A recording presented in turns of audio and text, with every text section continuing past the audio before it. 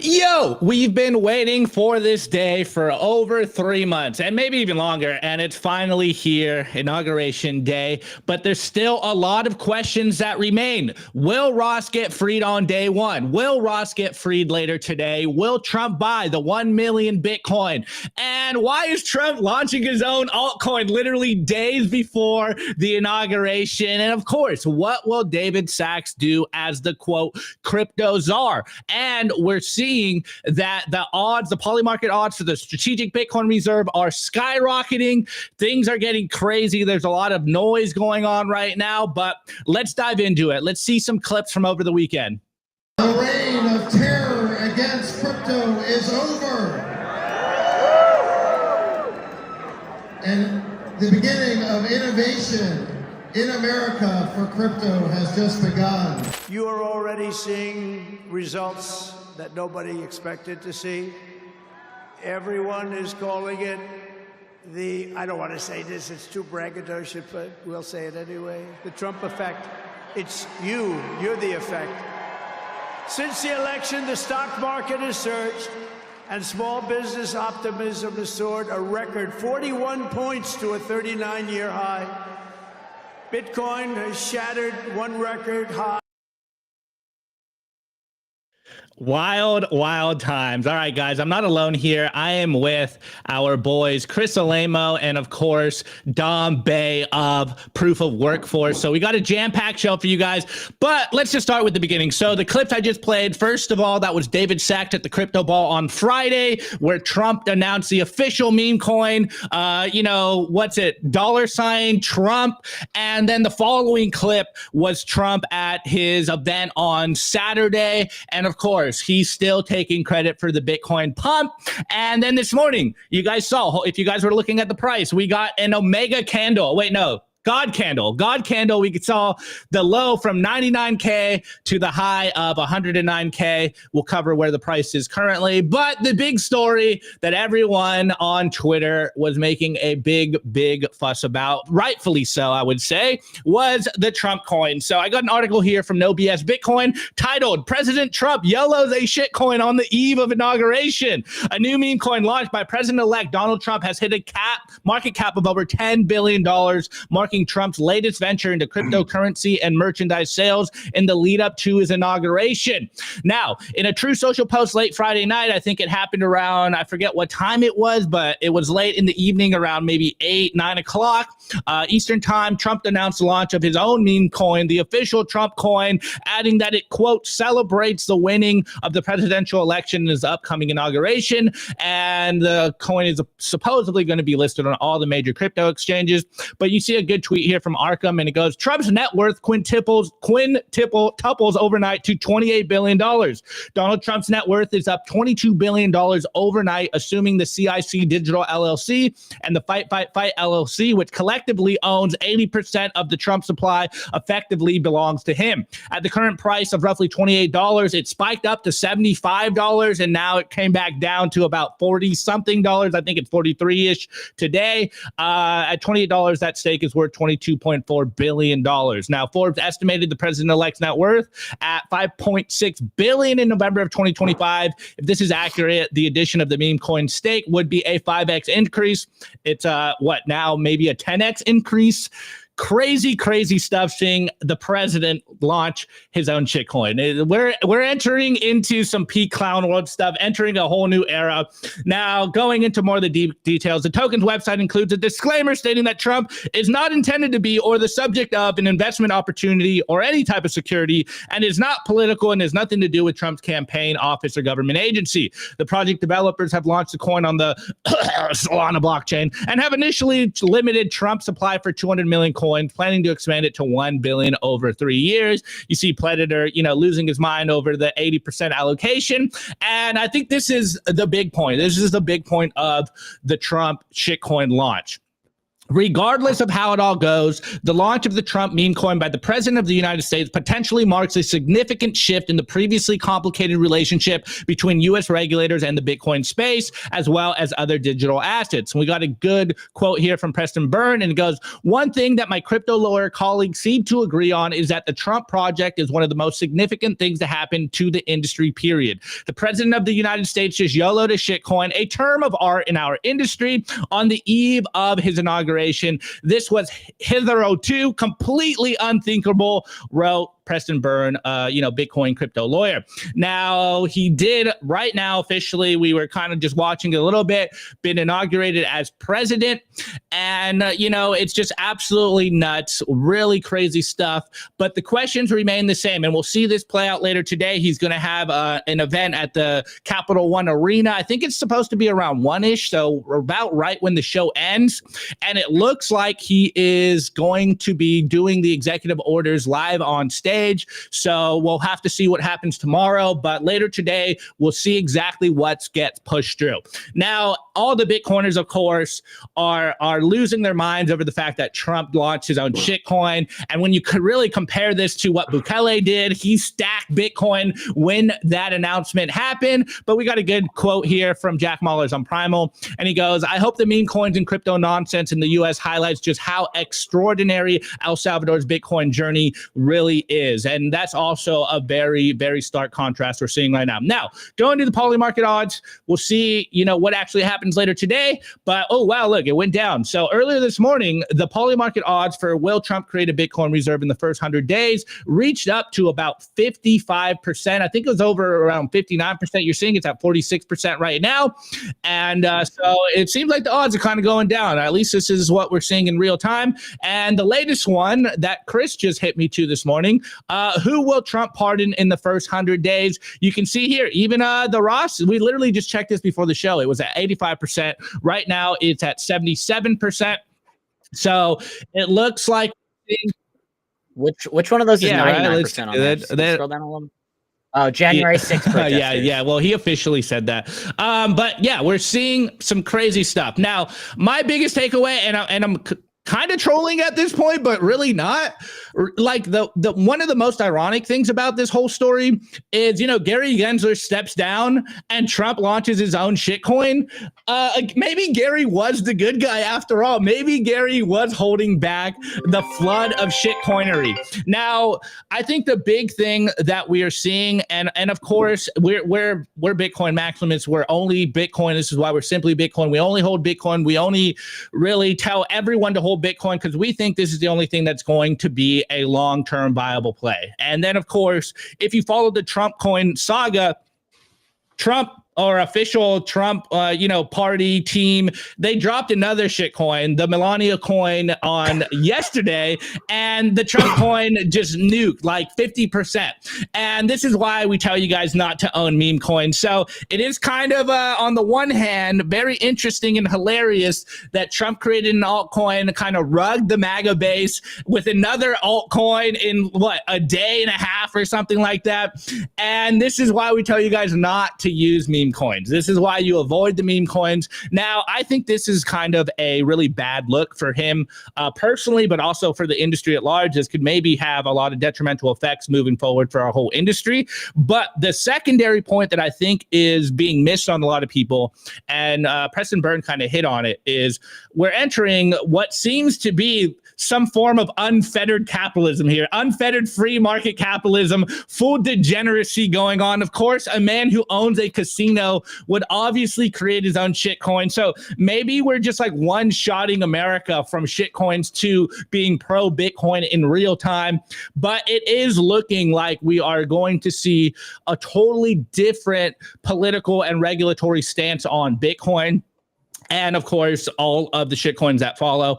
But I think overall Bitcoin will win here. And again, my stance throughout this whole thing is as long as they get out of the way of Bitcoin, and there's been a lot of speculations of what these executive orders will be, I think Bitcoin is obviously going to win. You should not be holding these meme coins. And I heard a new speculation this morning. I don't know if I should, relate it on the show, but they're saying that maybe one of these executive orders, we've kind of been talking about what they are. One, of course, the Ross Ulbricht day one release. The second one is the Strategic Bitcoin Reserve. The third one that we got come out, I believe it was last week, it was repealing the SAB 121. Now, the latest rumor that I heard, and of course, these are all rumors, and we'll hear about this later, is that there's the potential of eliminating capital gains taxes on Bitcoin. Now, if he does that last one, I don't care what you say about Orange Man.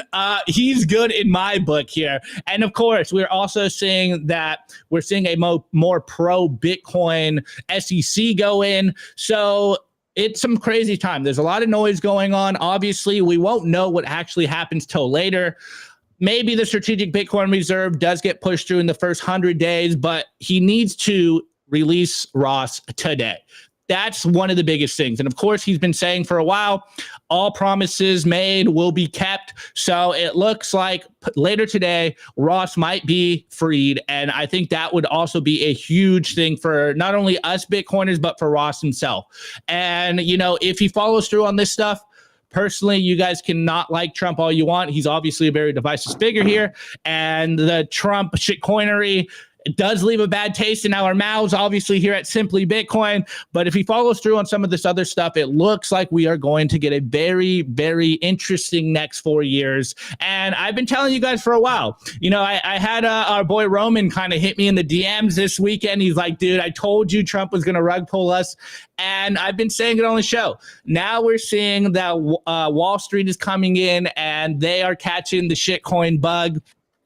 So as much as we thought last year that the altcoins would be completely eliminated in the US, it looks like we are going to get a whole new round of degeneracy, and it's going to be bigger than ever. And I think this is where, as a Bitcoiner, a Bitcoin maxi, it's more important than ever for us to continue to communicate why people need to be holding Bitcoin, why you want to avoid all the meme coins, that there's no longevity and all that stuff. And it does look like the store of value meme and the store of value properties of Bitcoin is catching on. And also, let's not forget that Saylor has met with all of Trump's cabinet members over the weekend as well. So there is a shining light throughout all of the crazy things we've seen over the weekend.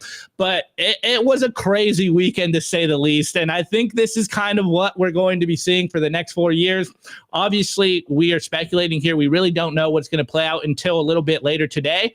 But I think overall, this is going to be very good for the Bitcoin industry. Obviously, a lot of people will most likely make a bad choice and get into some meme coins. But as we've been saying on the show for a while, why is the government picking winners and losers? And obviously that means that people should be able to put their hand on the stove and wreck themselves. And that's the surest way to get into Bitcoin. So hopefully people listen to the Bitcoin maxis out here and tell them, hey, you want to just hold Bitcoin.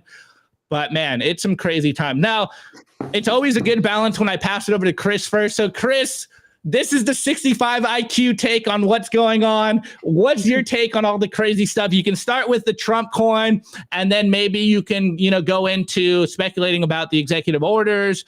And then, of course, what is David Sachs going to be doing here? And let's not forget, David Sachs has a financial incentive to pump Solana coins. So very interesting stuff that we're seeing right now. It seems like the floodgates to complete unfettered degeneracy is coming to America. Hopefully, a lot of Bitcoin businesses come back. Hopefully, we get the Lightning wallets back in the US.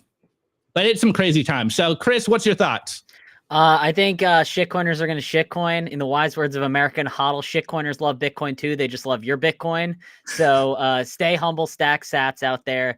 I mean, a lot of times I just like to entertain myself by looking at what the contracts are for these shit coins. And like Trump's contract, I think it was like there was like different rounds. Obviously, there was insiders and then like wave 1, 2, 3, all the way through 6. I think right now, if you were buying Trump meme coin, which I do not advise, we do not advise here at Simply Bitcoin, there's a lot lockup period of 24 months, that's plenty of time to drain the liquidity and basically you getting dumped on retail. Like you give them your money, you can't move it for 24 months, and they just sell into the open, quote unquote, open market as, people are buying in and getting locked up. So basically shitcoin showing that they preferential treatment to insiders and that they get to dump on retail. So don't buy the Trump coin or Melania coin or Barron coin when it releases, or Don Jr., although that would be a great name for a freaking meme coin. But no, I don't do that. Stack sats, stay humble in that order.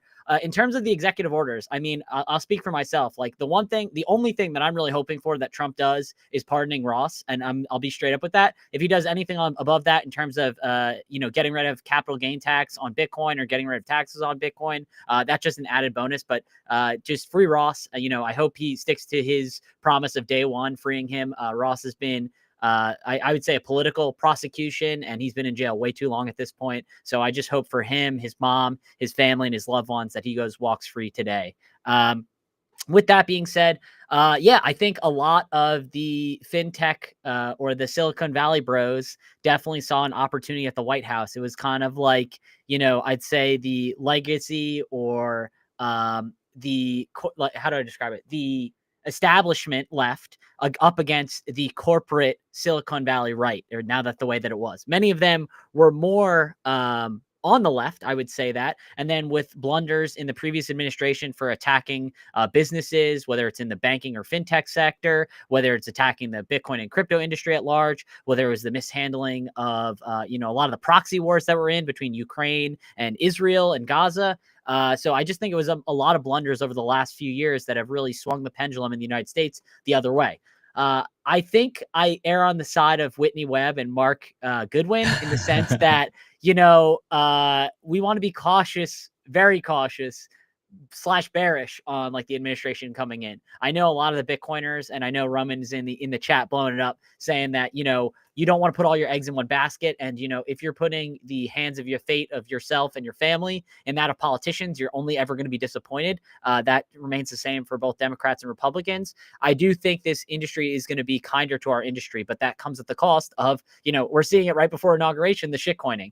I think that many people in the world back in 2016 or 2017, 2018, there was a lot of the shitcoinery of the ICO phase or the initial coin offering. I definitely think time's a flat circle or a straight line in the sense that, we're back in square one of where it's going to be. And I think there's just more and more people now aware of Bitcoin and crypto at large. And I just think we're going to go through a whole new cycle. I think it was Harry Sudock, or I don't know who was saying it, or maybe even Jeff Booth was saying shitcoins or crypto is going to stay around from here until eternity. 99% of the projects are going to die, but the new ones that are coming out are just the new grift, or like a brand new grift or a new way of spinning the same thing that they were doing before. So, Trump's coin is an example of that. Melania, whatever it is, stay humble, stack sats, take it into self-custody, buy non-KYC preferred. I think that's the best way to protect yourself. In terms of any of the other executive orders, I don't know. Like I said, I'm really hoping the Ross one comes true, but there was a lot of promises that are made, and, politicians, them making promises, they don't always come through. So we'll see. Let's go. Couldn't agree more. Couldn't agree more. Let's get Dom Bay. What is your thoughts on all of the crazy stuff we see come out of the Trump team? And then also, are you hopeful for the next 4 years? How do you think this regulation stuff's going to play out? How do you think this is going to work in Bitcoin's favor? I wasn't going to do a meme coin. My advisors told me, they said, don't do it. It's bad. It's going to be very not Bitcoin, but Barron, he got a hold of me, and you saw Melania dropped her thing, and I had to do it. And so I did it, and we've done it, but we'll move forward, and we'll do other things, and we'll do Bitcoin. Okay. And so I don't know, man, there's not, I tweeted a while ago, there's not enough popcorn. We need a popcorn reserve because the circus is on for the next 4 years. It's going to be wild. How do I feel? Again, I see a lot of comments or folks are like, hey, we knew this was going to happen. Again, we had choices between the fire and the frying pan, right? And we're going to have to deal with stuff either way. I hope Ross gets released. That's priority number one. That's enough time served. And additionally, regardless, we're going to help workers stack sats in self-custody. They will find Bitcoin. They will support the network. They will say, this is mine. It cannot be confiscated from me. It can't be diluted. You can't tell me how and when to use this. And, you know, Bitcoin's here for the wage earner. So either way, the work and the show go on. Let's go. Actually, Dom, you brought up a good point because, you know, I've been saying this for a while in regards to the institutions losing the, you know, the population's trust. And for Bitcoiners, obviously, I think we've lost that trust a long time ago. But seeing the presidential candidate drop his own shitcoin, I'm sure just really makes a lot of Bitcoiners tune out. And I think as this process plays out and people kind of become more aware of the shenanigans that comes out of Washington, D.C., maybe more people are waking up. Like the silver lining of all this is Clown World is peaking. And it's only going to get crazier, but this is why you find Bitcoin Zen. And like you said, the average everyday American saving and storing and transacting in Bitcoin is how we get people to a more optimistic future. And they realize, hey, look, it's all about personal sovereignty here. No one's going to come save you. Yes, there may be some favorable laws, et cetera, et cetera, et cetera. But in reality, the most important thing for you to do is make the choice to go into something that cannot be debased. I think at these points and these moments, it's super important to emphasize just how important that 21 million hard cap is, how important the permissionlessness of the network is, censorship resistant, etc. Like now is the time to continue to beat on the Bitcoin messages, the Bitcoin memes, because a lot of new people are going to come into the market, and it's a whole new. It's like it's like Groundhog Day all over again. It's a whole new round of people that are going to put their hand on the hot stove. And we have to go out there and do the hard work and educate people and show them that, hey, it is Bitcoin only. There is no second best. You need to hold Bitcoin. Ignore the noise of all the, what are we at now? 20,000 altcoins. It's all about Bitcoin. Everything else is riding on the tail of Bitcoin. So it's more important than us for now than ever to continue to talk about Bitcoin, why we Bitcoin, the importance of Bitcoin, because new people are going to come in. They're going to be greener than ever. It's the eternal September moment of Bitcoin all over again. It's going to get absolutely crazy. And you guys and us here, we got to do the hard work of educating people. It's not going to be an easy ride. I know a lot of us Bitcoiners have kind of tuned out of doing that because, you know, people looked at us like we were idiots for the last, 7, 8, 4, 3 years. And now I think it's very important for the troops to rally and start to talk about Bitcoin. But anyways, guys, we got a long show for you guys, of course. In the numbers, some more news coming out of people leaving office. Today's numbers is going to be on Janet Yellen. And then we did get an update on Tornado Cash. And of course, in the culture, we got Dom Bay and Chris here. So we're going to be talking about proof of workforce, literally hitting on the message of getting Bitcoin into the hands of everyday Americans. On that note, though, we do have to pay the bills here, guys. Make sure you go to bitcoinwell.com, stack Bitcoin. You need to have a Bitcoin wallet to buy on bitcoinwell.com. It is automatic self-custody by default. And what does that mean? It literally means they never hold your Bitcoin. There's no possibility of them rugging you, which is why we love them and partnered with them, is so that you get the Bitcoin that you buy, and it forces you to use the best Bitcoin practices, which is taking Bitcoin into self-custody. They're on the mission to Dom's not here. They're on a mission to enable your independence. Scan the QR code, use the promo code SimplyBTC. And if you're in the market to buy a significant portion of Bitcoin, make sure you go to the OTC desk and you reach out to Nico and go, we deleted it. Interesting. Nico at bitcoinwell.com. Get in touch with him. The Bitcoin OTC desk, the Bitcoin Well Infinite, is if you're trying to buy $50,000 or more of Bitcoin at a time. This is for the high net worth individuals that want to get a significant position in a Bitcoin. And I think now's the time where a lot of people are going to be doing that. All right. And of course, when you sign up using the promo code, you get a few tosses into the Bitcoin wishing well, and you win every single time. So once you get into your dashboard, go over here to the Bitcoin wishing well. Oh, I'm out. We're out of points. We need to stack some more Bitcoin. Let's see if we have some unclaimed sats here for you guys. Are you scanning the QR code? Let's see. Oh, we don't have enough. All right. I guess we have no sats to claim for you guys. Rip on my part here. I guess we need to stack some more Bitcoin. Harder by Trump or Oppie today. Damn. We got run for. All right, guys. Anyways, let's move forward. Let's get into today's numbers.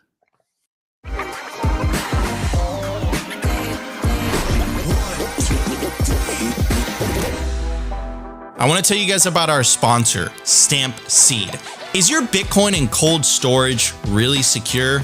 Are your seed words really secure? Stamp Seed's do-it-yourself kit has everything you'll need to hammer your seed words into commercial-grade titanium plates instead of writing them down on paper. Don't do that. Paper sucks. You want to literally stamp your seed into this plate of titanium. Your words are actually stamped into the metal plate with this hammer. So once your words are in, they aren't going anywhere. No risk of the plate breaking apart and your pieces falling everywhere. Titanium stamp seeds will survive nearly triple the heat produced by a house fire. They are also crush-proof, waterproof, non-corrosive, and most importantly, because this is generational wealth, time-proof. All things that paper is not, allowing you to hodl your Bitcoin for the long haul. I mean, here is the plate that they crushed. They put in water, they put a blowtorch to it, and as you can see, the words have survived. Stamp your seed on Stamp Seed.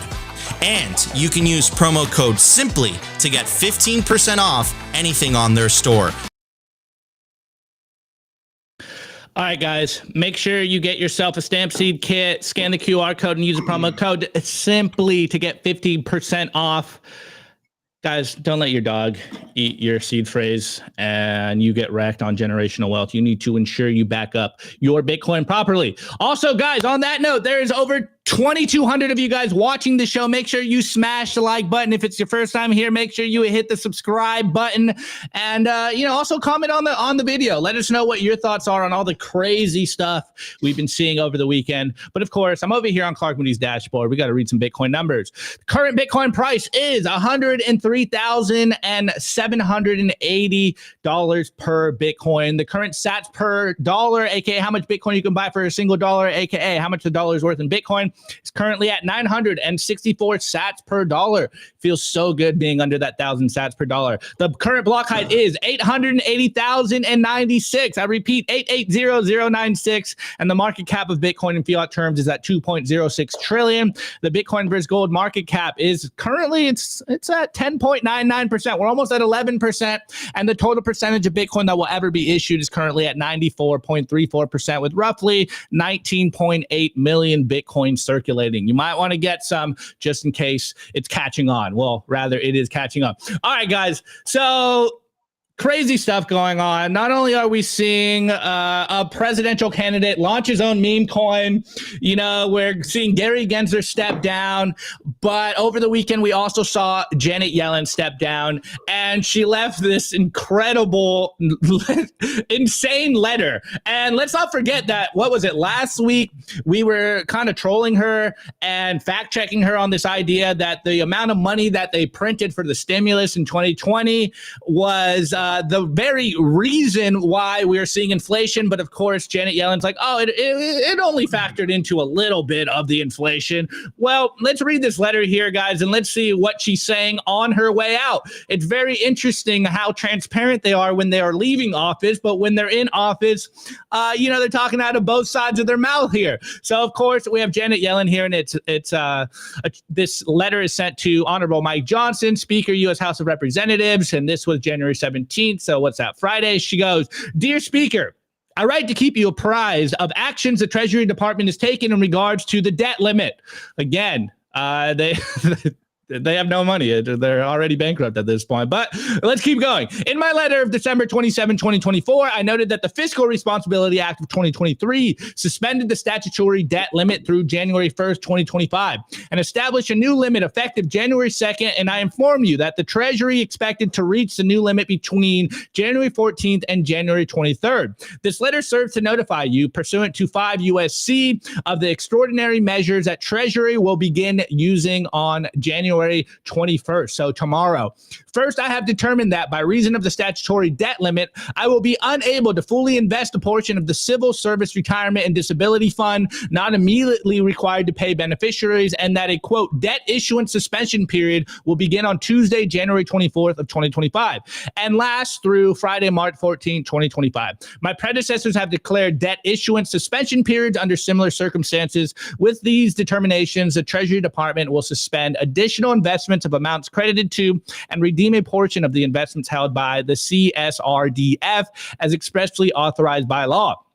In addition, because the Postal Accountability Enhancement Act of 2006 provides that investments in the Postal Service Retiree Health Benefits Fund shall be made in the same manner as investments for the CSRDF, the Treasury Department will suspend additional investments of amounts credited to the PSRHBF. By law, the CSRDF and the PSRHBF will be made whole once the debt limit is increased or suspended. Federal retirees and employees will be unaffected by these actions. Now, here is, the big kahuna right when she leaves. The period of time that extraordinary measures may last is subject to considerable uncertainty, including the challenges of forecasting the payments and receipts of the U.S. government months into the future. The debt limit does not authorize new spending, but it creates a risk that the federal government might not be able to finance its existing legal obligations that Congress and President of both parties have made in the past. I respectfully urge Congress to act promptly to protect the full faith and credit of the United States. Very interesting to end this letter, considering, the dollar is backed by the full faith and credit of the United States, and Trump's coming in talking about, a strategic Bitcoin reserve, and RFK Jr. has been talking about backing the dollar with Bitcoin. So now as she leaves office, she's kind of talking about, hey, there's actually some concerns here. Maybe, this inflation thing and the expansion of the money supply is getting kind of crazy. Our U.S. debt is getting kind of crazy. Maybe this is something you should, focus on now that this is not my job anymore. And Balaji goes, Yellen left a time bomb, cash spent down, extraordinary measures began, debt ceiling hit, and 2 months to raise it. Just absolutely incredible clown world that we're seeing here. She's been groveling on stage for the last couple of years about, oh no, we have everything under control. Now, as she's leaving, she's like, we might need to raise this debt. We have literally no more money left to pay all of our obligations. And the reason we're bringing this up and talking about this on Simply Bitcoin is obviously this is the problem with the fiat traditional world that we talk about here. The more they expand the money supply, the more they raise that debt limit, the more money they spend, the more debt we incur as the U.S. government, the less your purchasing power is. And I'm sure this is one of those things that kind of went under the radar because of so much crazy stuff going over the weekend. But this is why we are Bitcoiners. It's because of the 21 million hard limit of Bitcoin. They cannot debase your purchasing power. It's the superior way to store your value. And as you can see, there is a lot of smoke going on in the traditional financial system. And finally, we start to get a little transparency on what is actually going on when people are starting to leave office. It's getting crazy out there. Protect yourself. Make sure you're starting to hold Bitcoin. Obviously, as a Bitcoiner, you know this, but if there is new people watching this, if there are new Bitcoiners, this is when you need to put your foot to the pedal and start to stack Bitcoin, because not only is the price going to go up, but also inflation is seemingly going to increase. It looks like the money printer is going to get turned on at an accelerated rate, and you need to protect yourself. And before the show, we were kind of trolling about, and we were literally talking about this in a different segment of just like how crazy things are going. So I'm going to pass it over to Dom Bay. What's your thoughts on Janet Yellen coming out and saying, hey, actually, we have no money. We need to raise the debt limit here?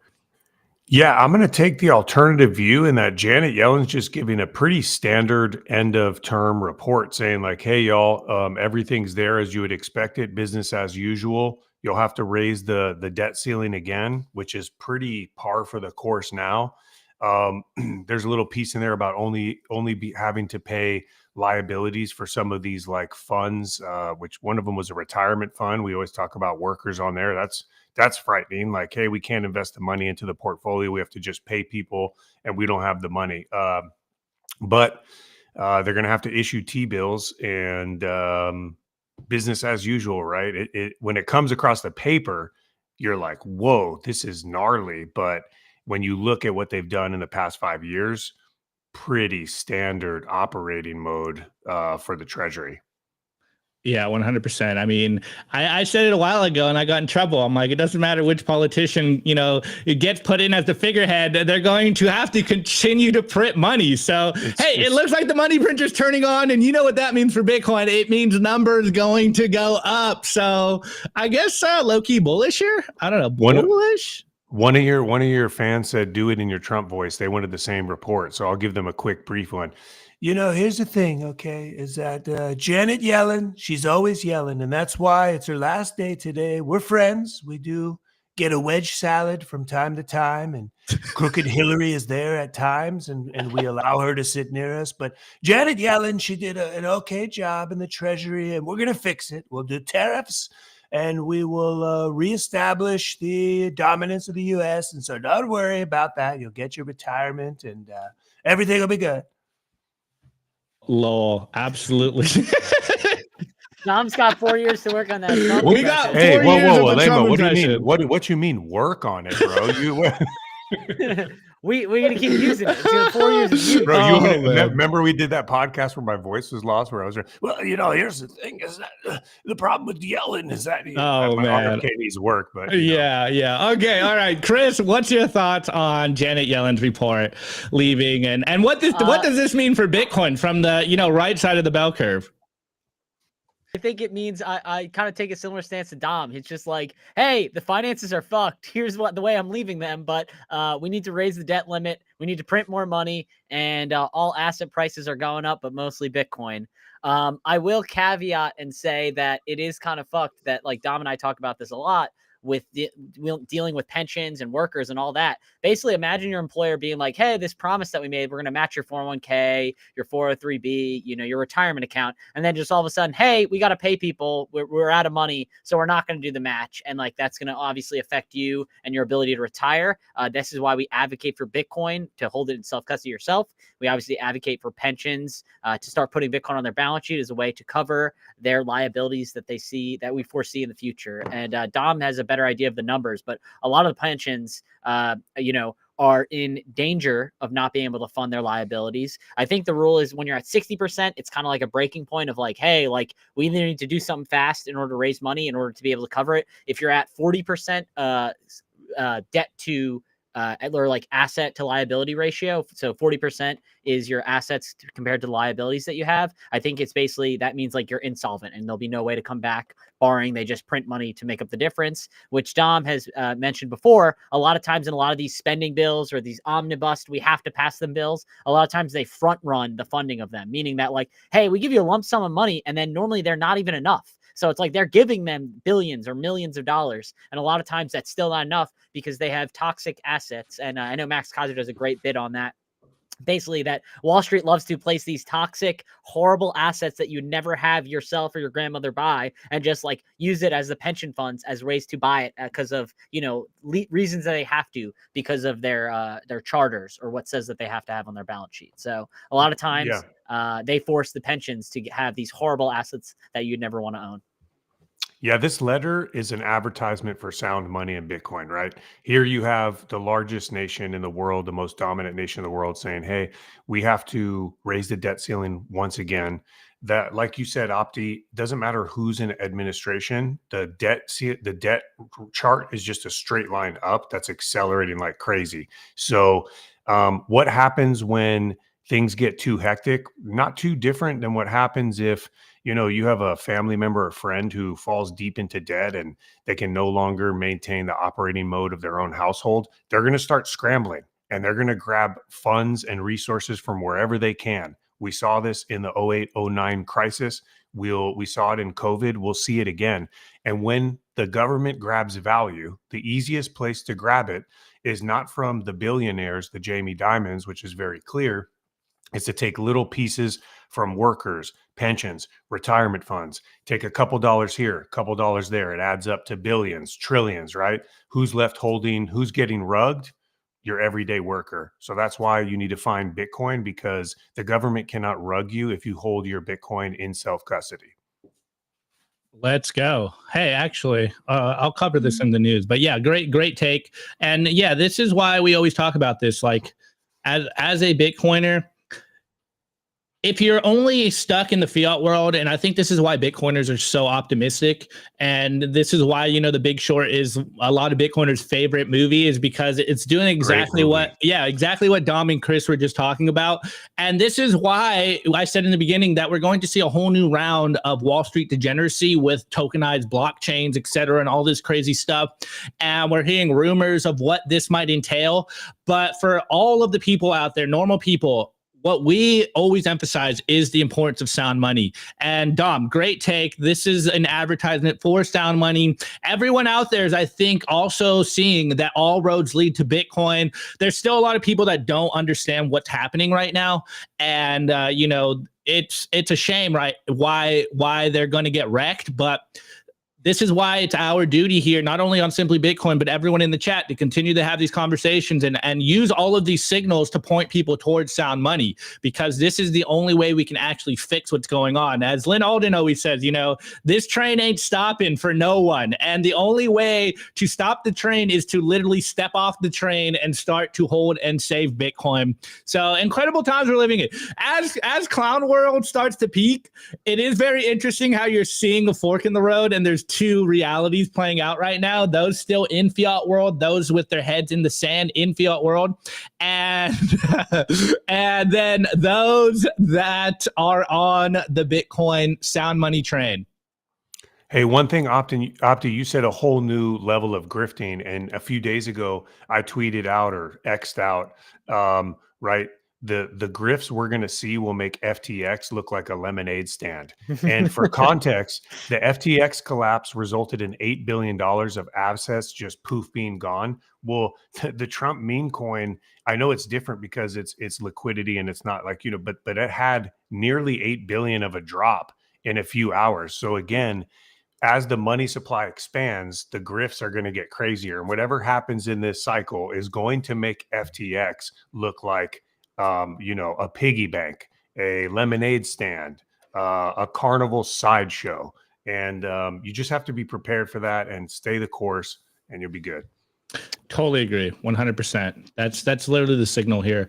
Focus on the signal, which is Bitcoin. Everything else is noise. The signal is keep stacking, keep your DCA program going, maybe ape in a little more fiat than maybe you want to. Actually, on that point, Dom and Chris, we were kind of joking about this, that look, as hard as we thought we were stacking when we got into Bitcoin, looking at our old buy orders, it's like, man, I should have gone a little harder. Like, what is going on? This is crazy. But yeah, some crazy stuff. Actually, Chris, you say that comment you just said in the private chat. I was going to say Charles Ponzi, Bernie Madoff, and SBF are going to look like they're playing in the sandbox compared to what we're going to see next. So it's so true, man. It is so true.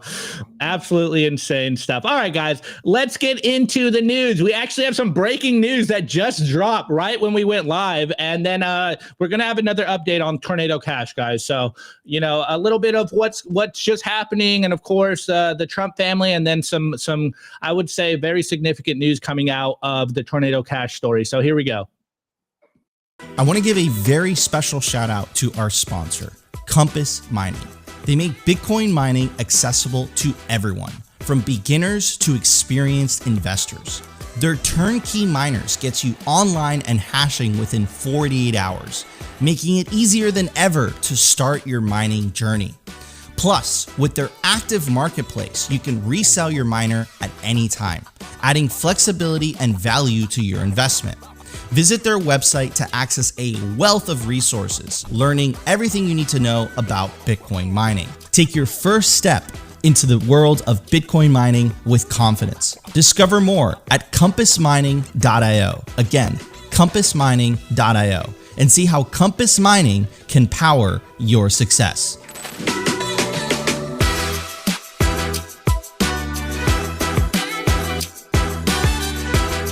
I want to give a shout out to our sponsor, Foundation. It's self-custody done right. They built a premium grade hardware wallet called Passport right here in the US, and it integrates seamlessly with their free app called Envoy.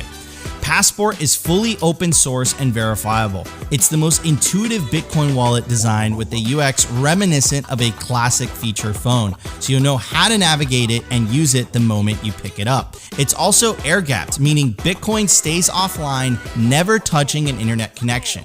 It's Bitcoin only, open source verifiable, air-gap security model, gorgeous design craft, premium grade materials. Get your Bitcoin off exchanges and into your own hands in just a few minutes with Passport at foundation.xyz/simply.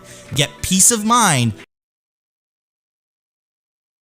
All right, guys, make sure you get one of these beautiful cell phones. I mean, it's a Passport by Foundation. Absolutely beautiful, fully open source, grandma friendly. Scan the QR code and use the promo code SIMPLY. All right, guys. So as I was saying, literally right as we went live, there is an update here. So Saylor tweets, the company of the 47th president of the United States just bought $47 million in Bitcoin. Now, going forward, David Bailey jumps in, says something similar. Trump's crypto team has started rotating their treasury into Bitcoin he said 4.7 million slugs. Looks like a total of 6 transactions so far. So far, 47 million to Bitcoin over the last 3 hours. Poetic, literally on the inauguration as it was happening. Now, going a little deeper into this, BTC Archive goes, Trump's World Liberty Financial bought 47 million in wrapped Bitcoin.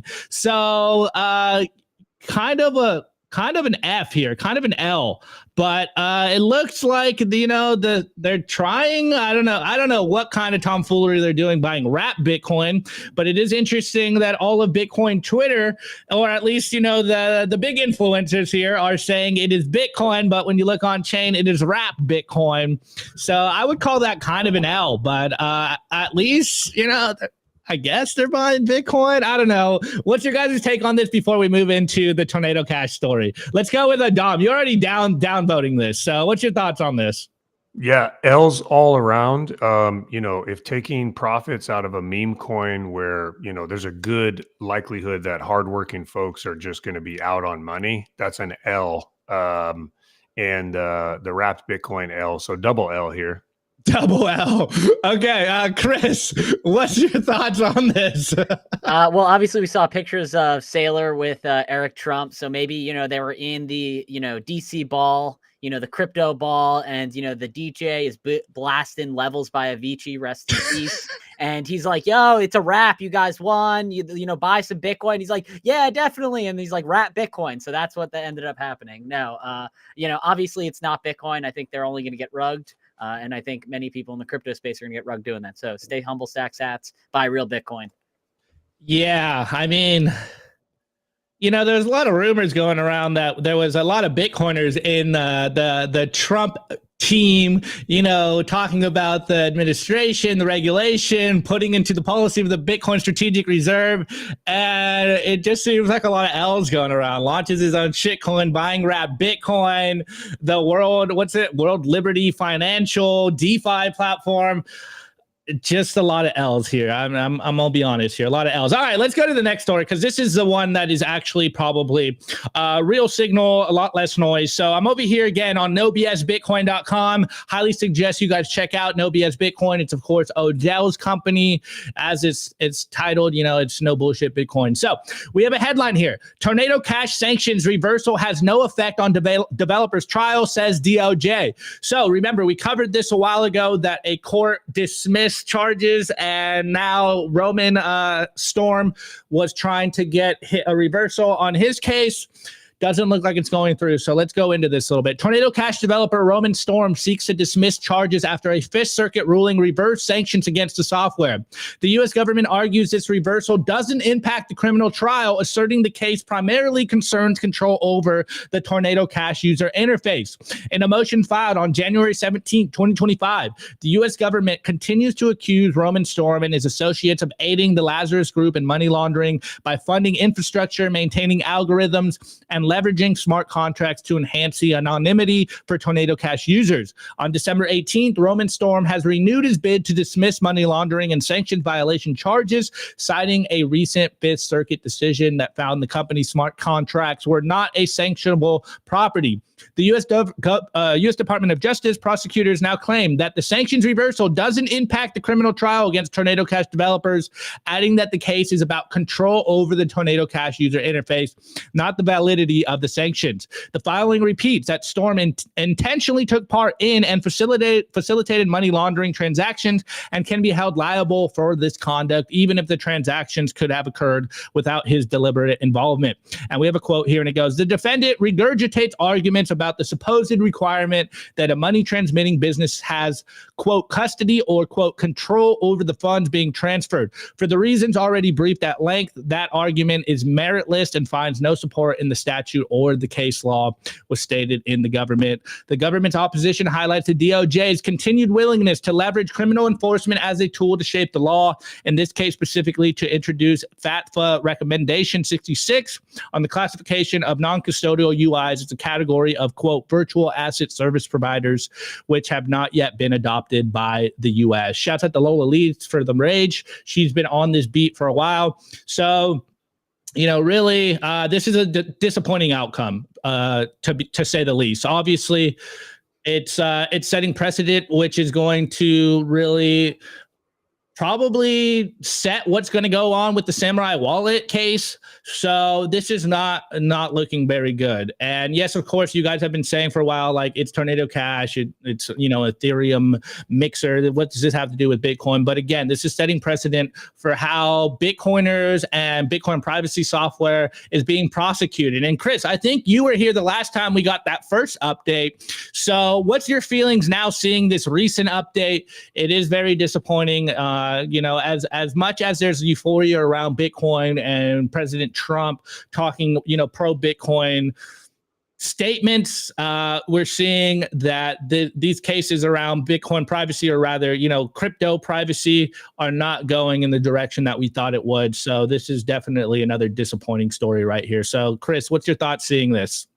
Disappointing to say the least. I mean, I think they're saying, what was the two words? It was control and or here, let me pull it back up for you. You want to pull it back up? I think it's control and custody.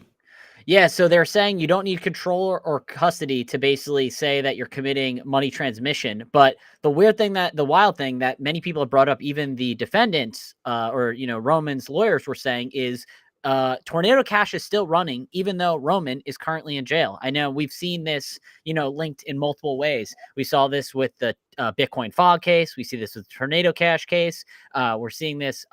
Obviously, Samurai Wallet is shut down, but there's other iterations done. Basically, this goes back to the 90s crypto wars, and I've kind of brought this point or hammered this point home. They were classifying code as munitions, meaning that they could be used by foreign adversaries, whether it was North Korea, whether it was Iran, whether it was Russia, that they could use encryption to use and hide like nuclear codes and basically attack the United States with encryption. Like, I'm taking you back to the 90s now.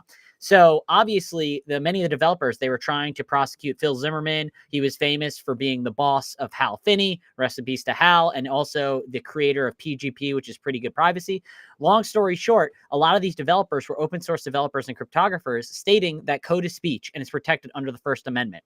And the DOJ at the time, and even I think the Supreme Court, was, kind of trying to rule that, no, these are munitions. They can be used as, a weapon to harm our country. And it was deemed national security risk. Ultimately, Adam Back and many of the other cryptographers and the defendants printed out the code on t-shirts, and they walked into the court as this court hearing was going on with the free and open source code on their shirts. And ultimately, the Supreme Court ruled in the favor of code being speech. And this follows the same precedent in my eyes that, code is speech. And many of these developers that created this code, Tornado Cash, Bitcoin Fog, and, obviously Samurai Wallet, that it's free and open source code, and that code is speech, and that's protected under the First Amendment. And now they're trying to do all these weird squirrely, like looking at regulations differently. And because there's a money component, saying that this is, they're operating illegal money transmitter businesses, that they're committing act of money laundering, that, they're committing fraud, bank wire, and all that. So, it's just crazy.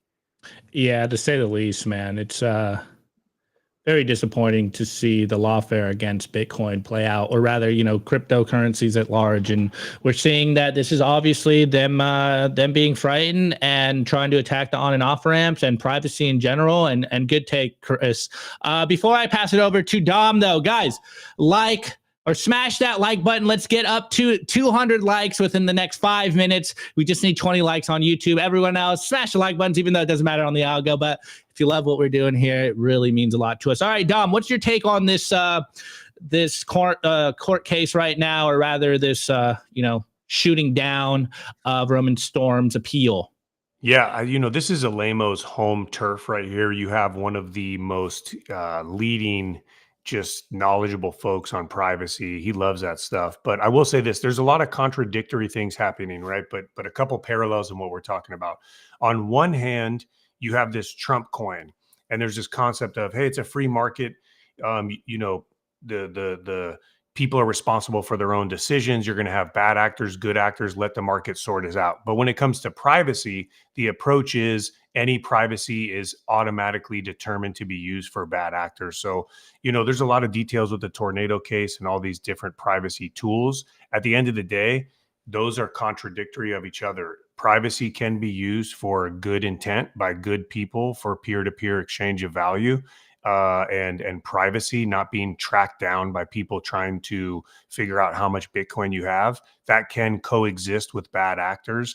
I'm going to be curious to see if this administration changes their tone from the previous one, whose tone was, if you're private, you are a bad actor assumed first. They have said that in documents about, mixers, that if you're using this, it is assumed that it is for bad criminal intent. We'll see if this administration, which kind of has this laissez-faire, more free market, takes that view, or if they become hypocrites like the previous administration. Totally love that take, Tom. Absolutely love that take. This is where we are right now. And look, as much as the Republican Party has said the rhetoric being pro-Bitcoin, now the rubber is going to meet the road. And this is where it's also up to us Bitcoiners to stay as bipartisan as possible. And if they do stuff we don't like, we got to be vocal about it. And yes, here at Simply Bitcoin, the Samurai Wallet case was that defining moment where the switch was flipped and we went more pro-Bitcoin, or rather more pro-Republican stance, because they came out to be pro-Bitcoin. Obviously, politicians are going to politic, and now we're going to see what happens later today, what happens the first 100 days, how this plays out for the next 2 to 4 years. So we are all cautiously optimistic that, hey, let's just hope that they kind of get out of our way and they stop the lawfare on Bitcoin and, even at large crypto here, because we really don't believe that the government should pick winners and losers. But it is very obvious the last 4 years, especially with all the stuff coming out from Operation Choke Point 2.0, they have been actively attacking our industry or the Bitcoin network and Bitcoin businesses. And let's just hope some Bitcoin businesses come back. And we have a very favorable jurisdiction for Bitcoin in America. What's actually, Dom, could you do the Bitcoin in America in the Trump voice? We're going to win so hard stuff. Here's the thing. We're going to have so much electricity. Your hair's going to stand up like Pauly Shore from Encino Man, okay? You're going to say, no more. No more. We're going to mine it all here. Every ounce of Bitcoin will be mined right here. They'll take a pan and they'll shake out the Bitcoin and we'll have it all home, made in America first. Hey, one thing, Opti, you mentioned irony earlier. How about the fact, I'm just seeing a couple ironies as we're talking here, because I'm always cruising the space. Number one, I thought it was fascinating yesterday that you have Ross Ulbricht from a jail cell tweeting out to try to protect people from losing money, saying, I am not associated with any Ross meme coin. I have nothing to do with this. And he's trying to protect. And meanwhile, the person who's going to pardon him today potentially is doing the opposite of that morality. If that's not a case for why Ross should be free, I don't even know what to say. That's number one. Another ironic thing that I just sent you guys was Saylor was like celebrating that the Trump team is rotating their treasury from the wait, should I pull it up? I guess I'll pull it up. Keep going. Yeah. Yeah, pull it up. That the Trump team, he said, they're now smash buying Bitcoin. And of all people to sound the Bitcoin value alarm on them, in comes Peter Schiff, who says, well, they probably just bought this Bitcoin with profits from the Trump coin. Whoa, dude, I did not have Schiff's moral compass basically recorrecting Sailor in 25. But here we are in the circus year. And there's just tons of ironic, contradictory things happening right now. Yeah, it really does feel like we are entering peak clown world. And oh no, Opti did it. He called peak clown world. Marty's called it before, and it always gets more clowny. So I mean, I've been calling it for a while as well, but the peak always just crescendos more. So it's always peak clown world. It's like the Bitcoin all-time high. Like, yes, it's all-time high today, but in a couple of weeks, it might not be all-time high again. So I can call it again. I'll keep calling peak clown world as it peaks, Chris. I'm not saying that this is, the peak and then it's dropping. I'm just saying we are currently at peak clown world, and it might peak even more. Hey, another peak clown world thing. I saw someone, I think Roman in the comments said 90% chance he rugs Ross. And I've been tweeting about this. If that does happen, the Bitcoiners have to run a meme campaign of the likes, which have never been seen before. I'll commit to doing 5 to 10 memes. Well, like, we should make X inoperable with memes about broken promises and broken words. So I know that may not change things, but obviously I think every Bitcoiner is prepared to relentlessly post about a broken promise to free Ross should that happen. But again, I am optimistic because on MSNBC, he said to a libertarian crowd very clearly that on day one, he is pardoning Ross and commuting the sentence to time served. So, I just know a lot of people are thinking about that right now. Love it. Love it. Okay, guys, let's move into the culture. We're going to be talking with Chris and Dom about proof of workforce and what they've been doing. Actually, Dom's been actually doing some really heroic stuff lately. You guys all know about the fires. He's a firefighter. He's been actually on the ground working. So incredible stuff from Dom. But let's get into the culture and we'll talk about proof of workforce. I want to give a shout out to our sponsor, HIVE Digital Technologies. As the first ever public miner, HIVE's been battle tested through every possible market. And as the first with an AI strategy, HIVE continues to redefine the future of sustainable energy. Also, gotta casually drop this in here, HIVE consistently tops the industry in Bitcoin mined per exahash. They're lean and mean, they're green and clean, and they're changing the game. Learn more by following them at HIVE Digital Tech or check out their website, hivedigitaltech.com.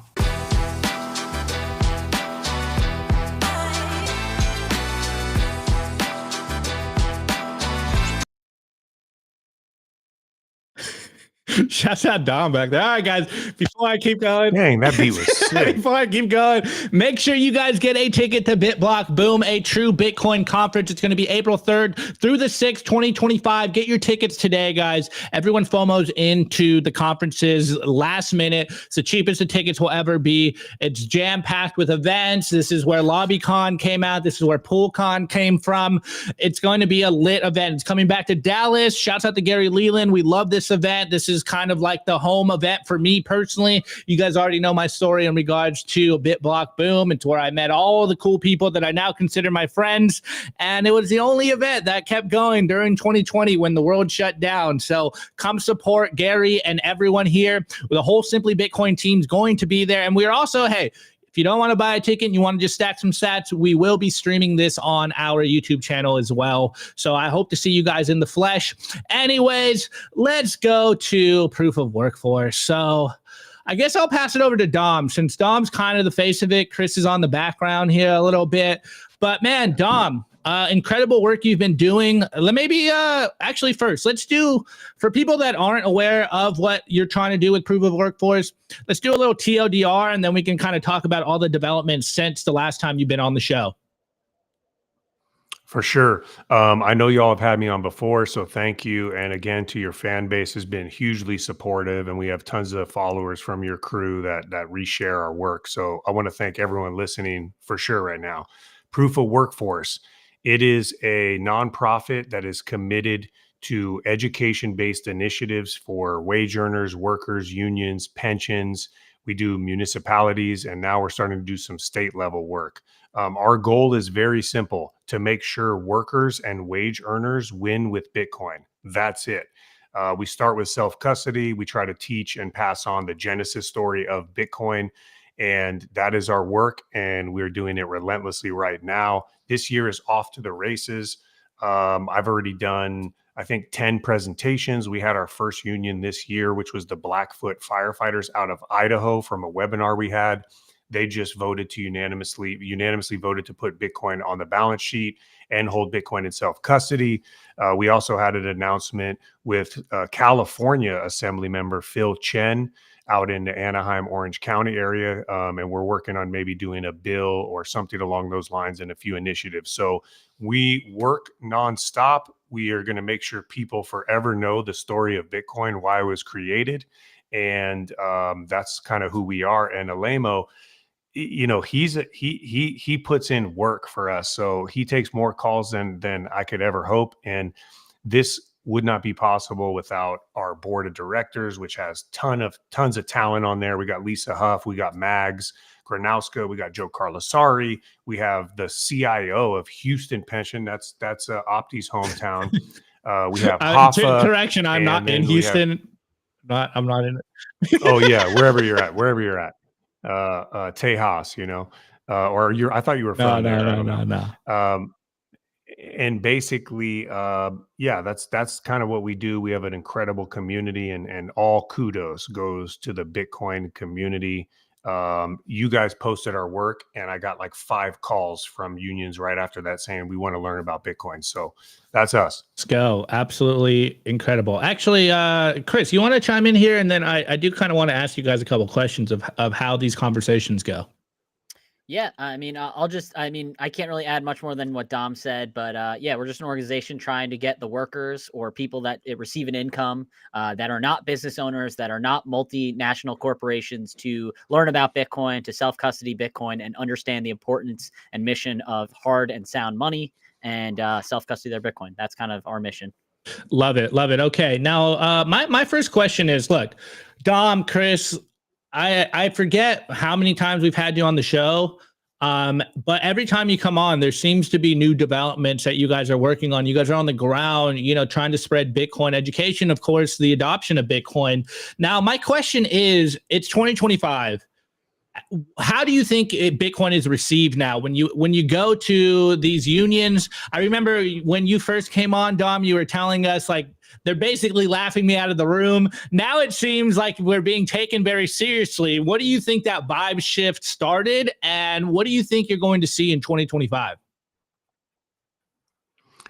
Yeah, so look, we know what the ETF was a huge development for providing what I call cover fire for the skeptics. I mean, the people that floated the ETFs also have huge ownership shares of mainstream media. It's not a coincidence that we've seen things kind of get toned down on Bitcoin and fall a little more to neutral instead of extremely negative. And so, you know, it's that gives a lot of cover fire to, you know, when people bring up outdated comments about like, you know, no one uses this or holds this. And you're like, you mean the largest asset managers in the world? So that's a plus side. The negative is that those same groups that have provided that cover fire are trying to, hijack Bitcoin in a way to only be a pristine digital asset. You hear that all the time. And so we come in, we take advantage of that cover fire, but we're providing the education of why did Bitcoin come to exist anyways? And that narrative is very much aligned with the everyday worker. So, right, that's like it's born out of the financial crisis. So that's good. And ultimately, it's much easier now to have the conversations, and we've had great dialogue since that kind of cover fire. You still get some people that are outdated, that aren't tuned in, that have but we have a lot of ammo to explain why Bitcoin is much further past some of these outdated arguments of like, well, it's backed by nothing and there's no intrinsic value. You're like, guys, please, we're like, let's update our counter arguments. Yeah, no, to that point, it is very interesting to see like 2017 floodlines come back around that have been completely disproven. And I mean, here at Simply Bitcoin, we're just talking heads. We're talking into the ether here. You know, it's hard to know who's actually on the other side. But when you guys go out there and talk to people face to face, I think you get a good gauge of what the average person thinks about Bitcoin. And actually, before we started the show, we were kind of talking about this idea, and I've been saying this constantly on Simply Bitcoin, is like, look, I think all of us Bitcoiners up to this point needed to do the deep dive into understanding Bitcoin. And now we're kind of entering a new era where people are just wanting to, you know, like hold, transact, save in Bitcoin. They're not really interested in all the tech. They just want to kind of increase their purchasing power. And I think a lot of Bitcoiners are detached from that reality because they don't talk to Bitcoiners anymore. And you guys are on the ground talking to, you know, for lack of better terms, the normies out there that are managing a lot of money. So you get a good idea and a firsthand knowledge of how people are thinking about Bitcoin. And a lot of times they do have just these outdated mental models of what Bitcoin is. And you see them start to get regurgitated and you're like, man, what year are we in? Like what? Like I thought we were ahead of this, but it seems like we are just in an eternal September moment where we're going to have to continue to say the same stories over and over and over again. And it does get tiresome at times, but this is the work that needs to be done. Yeah, Opti, I just Yeah. posted something in the chat if you want to pull it up. It's about talking about the theory of innovation. So it's the innovations curve. I know, like, so the chart that I'm mainly looking at, I know many people have said, oh, we're still in the early adopters phase. I think that's kind of coming to an end. You know, when BlackRock and Trump are talking about it, it's like, I think everyone's kind of starting to hear the message. So, you know, the innovators were maybe, you know, pre-2013, you know, a lot of the cryptographers, the cypherpunks, all of those. Then basically the early adopters were from like, I'd say maybe 2013 to like 2023, 2024. And then now Larry Fink, Jamie Dimon, you know, Jamie Dimon hates on it, but still he talks about it a lot. Trump, like all these, we're like leaving the early adopters phase and we're going into the early majority phase. So to your point, Opti, like I think a lot of people in the first two phases, we had to prove ourselves. You know, everyone was fudding us. FinTech was calling us idiots. You know, CFAs, CFPs were saying it was dumb. It was a Ponzi scheme. You know, we had Warren Buffett and Charlie Munger, you know, making fun of us. I think we're finally getting to the part where we're transitioning to the early majority for things. So I definitely think, you know, with that comes people care less about the tech of it. You know, I use the internet. I don't know how it really freaking works. You know, I use a modem and a router. Don't really know how those things work. I think hopefully we get to that point with nodes. People just, hey, I need this node to run my Bitcoin and use Bitcoin, plug it into the wall, all good to go. But yeah, I think that's kind of where we're going to the early adopters for sure. Yeah, and there's tons of applications as far as the network that you know workers and unions, organizations may get to, but in the beginning, the value proposition is very simple. Number one, workers and wage earners need to learn about Bitcoin, its core fundamental purpose of existing, without a doubt. They need to engage the community, which we know has a tremendous amount of value on its own, and they need to protect their vulnerabilities as far as the way that they trade time for money, which is two ways. Number one, short term, time for paycheck, 2 weeks, right? And that can be impacted by inflation. And if you're not saving right and you can't keep up, that's a problem. Long term, 30 to 40 years, lifetime career for retirement. You just brought up a letter from Janet Yellen saying, hey, here's a retirement fund. We can't invest the money until the debt ceiling is raised. So they need to learn this for those reasons. And again, you mentioned the internet, Alaimo, which is great. And to quote Hal Finney, who's epic, right? He said, you know, why was the internet created? It could be used as a tool to oppress or liberate people. And I'm sure I'm butchering that quote somewhat. But the point is, we have to maintain the narrative on why Bitcoin was created, right? Chancellor bailout, financial crisis. Why did this happen? Because peer to peer, we should be able to exchange value and hold value without being diluted and shaken down by the few elite players on the inside. That story, we will hammer that home again and again and again. And it doesn't matter how much the BlackRocks of the world say that this is a pristine asset. It should only be used for, you know, building wealth. We will fight that narrative forever. Love it. Absolutely love it. Yeah, I think Especially here at Simply Bitcoin. I've kind of been trolling for the last couple of weeks, maybe months now, that maybe we aren't going to have a job for a long time, because it seems like it was catching on and people were starting to get the message. But as we just seen play out with this Trump coin, it seems like our jobs now are more important than ever, and continuing to reiterate the same message. Like, I've gotten a lot of flack on this show. Actually, shouts out to PodConf. They troll me all the time. They about my takes. I've seen in the chat, they're like, Opti just kind of repeats himself. And it's like, guys, what gets repeated gets remembered. And as much as Bitcoiners, we like to get lost in the weeds, what I've always tried to do with the show is, like, hopefully my friends or my family watch this show and they are not full Bitcoiners like I am. They know I'm a Bitcoiner. They kind of get the reason why I Bitcoin, but they don't understand basic message that we always kind of need to get across as a Bitcoiner.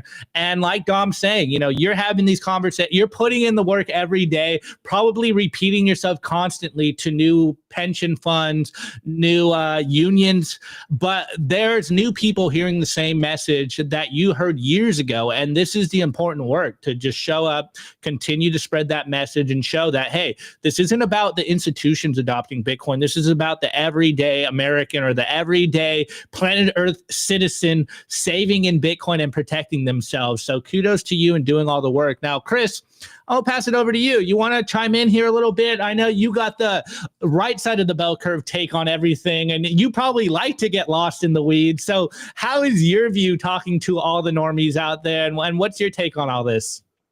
I think it's important to basically hammer home kind of what you and Dom have both mentioned, that like repeating the history and the reason why, because otherwise it always seems that humans, we forget the past and then we're destined to repeat the mistakes of the past as well.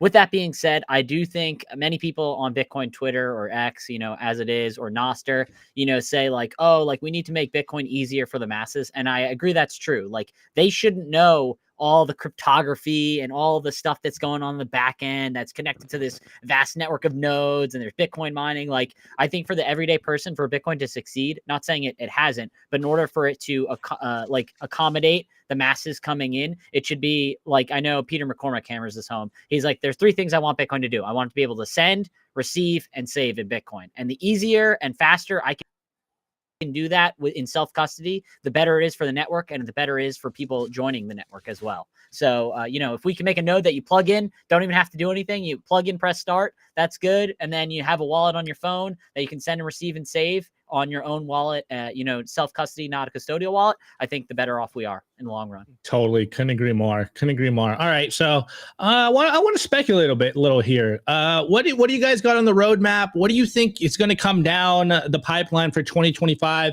going to pass it to Dom. Like, what do you see the tide changing? What is your view for 2025, especially if we do get some new pro Bitcoin regulations in the US? Like, what is your view? Do you think we're going to see a watershed moment for Bitcoin in America? Like, I know you're not just America folk. Actually, scratch that question, because you've been doing work globally. So let's Kenya, bro. Yeah, let's talk about that real quick. Okay, so number one, predicting, we talked about the circus nature of the year. Gosh, if you're a market predictor and you're trying to like time markets, may God have mercy. I don't know, dude. That's what a job. But I am bullish for this year, especially as Bitcoin as working towards peak asset discovery mode. With that said, and we've talked about a lot of them here on the show, Bitcoin is a peer-to-peer network. I think we'll face some new tests, new challenges. What level to be determined? That's what we have to be prepared for. So that's my outlook for 25. Globally, like we talk about all the time, incentive structure of Bitcoin is unfazed. So if you attack Bitcoin as a peer-to-peer monetary network in the US, but support it as a peak asset saving mechanisms, then those incentives are going to play out. That doesn't mean in Africa that they're not going to be building like crazy and using Bitcoin however they want, which I saw, in the conference at Africa Bitcoin Conference. And so, that's what we're going to see. And that's what I'm interested in seeing play out. And so, if the US, they may want all Bitcoin mined, and Trump says he wants all Bitcoin mined here, But if we don't also support it as a peer-to-peer network, those tools are going to be built elsewhere, and those people are going to develop as, you know, countries, communities, etc., within that framework.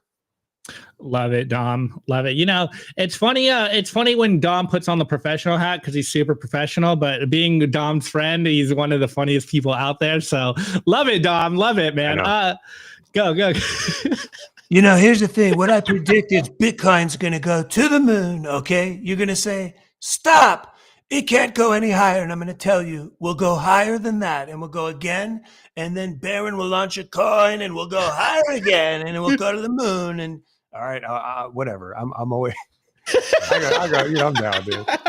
The next 4 years, you got all of this. Oh, man, yeah, you guys are gonna get this for 4 years here. Wait till we orange pill Arnold, dude. He's like, "I want to tell you, when it comes to money, you need to listen to me very carefully. There's only one sound money, and that is the Bitcoin. You need to have it. If you're in California, you need to have the Bitcoin. Otherwise, you're going to get crushed. You're going to get crushed by inflation. You'll be like the Terminator with the two machines. You'll be crushed in between. So get your Bitcoin. Come on.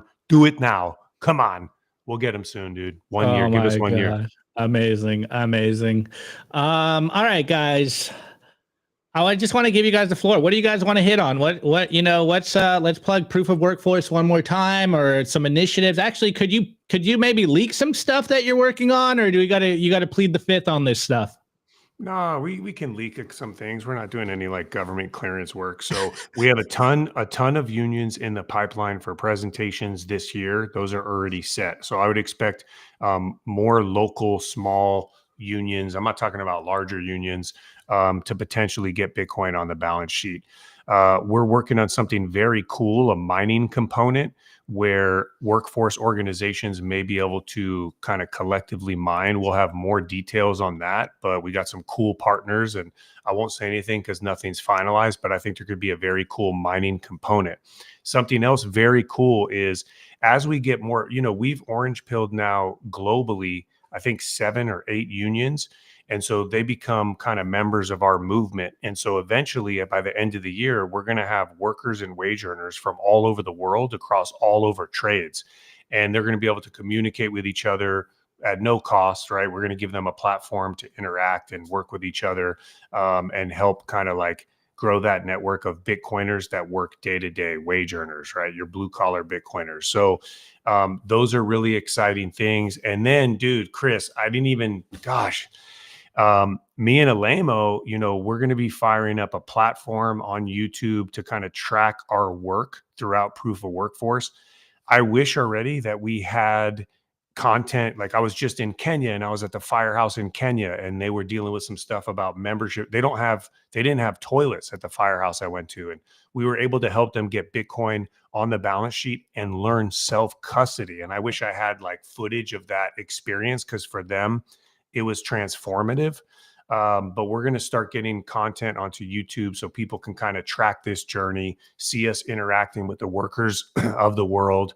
We'll have cool guests on there. Me and Alaimo will have a segment where we're kind of breaking down different themes within workers and wage earners and how Bitcoin pertains. And like you said, Opti, I'll leave the tech sometimes to Alaimo, although your boy ain't too bad on the tech. You know what I mean? I run a node. I can run a node. I can't work the TV remote, but I can run a node. Wait. Watching Dom, that's a selling point. Can't work the TV remote, but can run a Bitcoin node. And see, if Dom can do it, anyone can do it. I mean, although I do get some calls from Dom about the seed signer late at night, and those are probably some of the funniest conversations. When I'm trying to get the QR code with you go with the camera and you're like, bro, who invented, what's going on? He's definitely seen some meltdowns, including the biggest one. I tried to set up a Lightning node natively on a Mac built from scratch through Terminal. Wouldn't recommend that, my friends. If you're, wouldn't recommend that. But yeah, we have tons of cool stuff. And we, again, this is a nonprofit, so we want to make it a movement that everyone can grab onto. So if you're a fan, if you're a worker and a wage earner, we do free education and we'll get your group on board for sure. Love it. Yeah, Chris, you want to chime in here on making content? You know, you've been making content for a long time. You could also maybe tease a little bit of the stuff. I was actually kind of, giving you guys props earlier, understanding what you guys are going to do. So, really, really backing this initiative you guys are doing. Yeah, so we're trying to do a weekly recap, keep it short and sweet with Dom and I, shooting the banter, definitely a lot of impersonations. Dom wants to do a lot of his content coming when he was in Kenya or when he's traveling abroad or to other unions. And then Dom, and then the last one was basically doing more guests. So having guests on that maybe aren't the traditional Bitcoiners. While I do love listening to awesome Bitcoiners on pods, this is more of normies that are coming into Bitcoin. So basically the orange pilling process with a lot of people and why it's important, or they basically just throw questions or ideas off Dom and myself on why it's important and any of the questions that they may have about why they should buy into it, why it's not just a Ponzi scheme, and all those great questions that people have when they're starting off. So that's kind of like our three-pronged approach for now. But look forward to content coming from us soon. Yeah, and the best way to stay tuned for that is follow at Workforce BTC on X. And so we'll definitely announce, I think we have a YouTube channel at Proof of Workforce. So we may use that as our channel, but we'll give all the information on that. And again, we just hope to provide some good insights into Bitcoin for the wage earner, as well as give you some looks at the work we're doing on the road. And when I say I'm on the road this year, I mean from Arizona to up in Idaho, to internationally back to El Salvador. Like there's tons of work we have across the country throughout multiple states. So we're going to be a ton of stuff on the road, and we'll meet tons of workers that are eager to learn about Bitcoin there. Love it. Now, last question before we wrap up today's show is obviously for people out there that maybe are a part of a union, they're day-to-day workers, laborers, etc., all around the globe. Can they just reach out to you? What's that process like? Do they just go to proofofworkforce.org? How do these conversations start? If there's someone out there in that position, what would be the starting point for them? Yeah, for sure. First shout out to Rob EV, who said his eyes look more like Stallone than Arnold. Basically said I have Down syndrome. Politely is what Rob said. So thanks, Rob. One love for that. I'll try to maybe I'll go to get the eyelid surgery where it like lifts me up.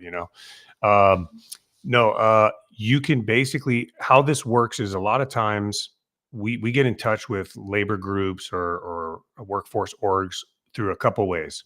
There's a Bitcoiner that is a part of a union, and they're working to try to bring Bitcoin to their organization. They reach out to us. We give them all the resources, the tools. We go there personally, whatever they need to be successful at that task. That's one way. The second way is when we have something like the Blackfoot firefighters, which you all shared. It's simply that gets shared out and people see it and they go, oh, I've been trying to do this at my group. So here, let me call up. So sharing our work is huge. And then if you know anyone that wants to bring Bitcoin to their labor union, just email us at info@proofofworkforce.org. Someone will be in touch with you. And when I say we have resources to help a person be successful in that endeavor, we have a treasure chest of resources at zero cost, where we've helped 7 unions through this process. So everything you can imagine, from emails to the board, surveys to the membership, engagement, educational stuff. I have a Substack now for every union, basically can just get information and try to give updates there and things to be aware of. We have endless amounts of resources. So when you think of this overwhelming task and you go, gosh, how would I ever do this? I'm a member of the electricians union in this small city. It just seems too much to do. We have everything needed to be successful in that endeavor. Let's go. Okay, Chris, chime in here, and then we'll wrap up today's show.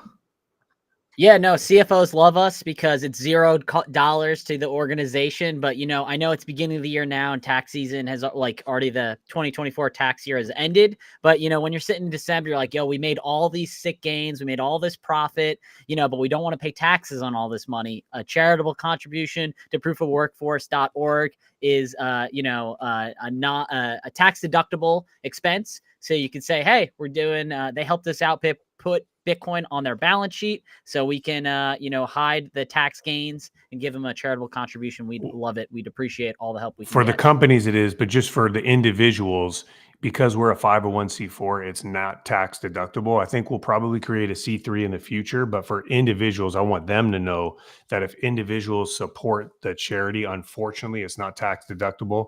And that's because, again, like our cause is kind of in between a charitable cause and something that I think is very valuable. When you think of helping workers and wage earners and unions find Bitcoin, you know, it's not necessarily the same as going into an impoverished country and providing education or housing.